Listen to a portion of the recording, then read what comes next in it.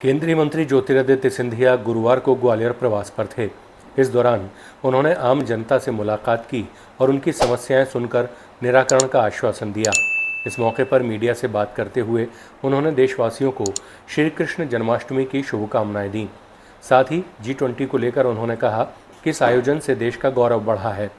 India गठबंधन के सदस्यों के सनातन धर्म पर टीका टिप्पणी पर उनका कहना था कि ऐसे अनुचित बयानों की हम जितनी भी निंदा करें कम है। जन्माष्टमी के पर्व पर मेरे तरफ से सभी हमारे प्रदेशवासियों को हृदय की गहराइयों से बहुत बहुत बधाई। भगवान श्री कृष्ण के दिखाए हुए रास्ते पे हम लोग सब चलें।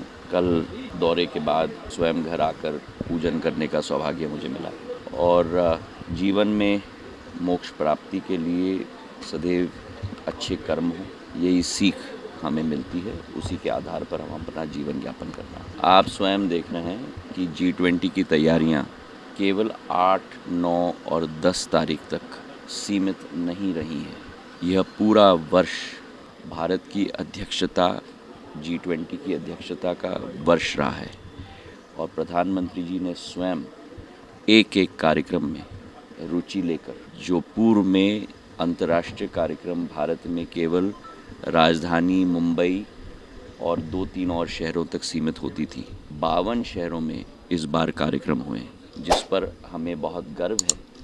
उन 52 शहरों में ग्वालियर भी शामिल है। B20 का कार्यक्रम पिछले हफ्ते हमने ग्वालियर में ही आयोजित किया था और अब इसकी अंतिम श्रेणी तक हम लोग पहुंच चुके हैं, जहां विश्व के राष्ट्रपति एवं प्रधानमंत्री आखिरी 3 दिवसीय बैठकों के लिए भारत में उपस्थित होंगे। अमेरिका से लेकर, फ्रांस से लेकर, UK से लेकर एक एक देश, ब्राज़ील हो, इंडोनेशिया हो, सभी के राष्ट्रपति और प्रधानमंत्री आज भारत आने वाले हैं 7 की रात को और कल से कार्यक्रम शुरू होगा। हमारा मंडपम, एग्जीबिशन हॉल और मीटिंग सेंटर भी पूर्ण रूप से सजा धजा हुआ है।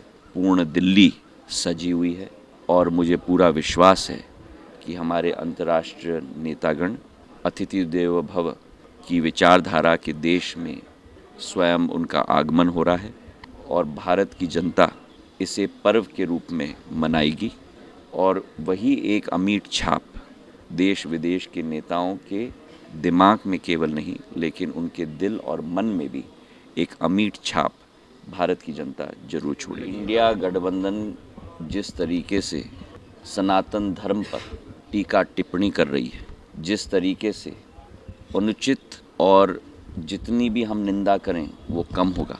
उनका कहना है कि सनातन धर्म का विनाश होना चाहिए, सनातन धर्म पूर्ण रूप से नष्ट हो जाना चाहिए। यही है इंडिया गठबंधन का असली चेहरा, जो मध्य प्रदेश की जनता और देश की जनता के समक्ष मैं रखना चाहता हूँ। ये एक गुट 28 दलों की देश के को विनाश के पथ पे ले जाने के लिए, सनातन धर्म को नष्ट करने के लिए, भ्रष्टाचार व्यापक करने के लिए, तुष्टीकरण व्यापक करने के लिए, यही इनका असली चेहरा है।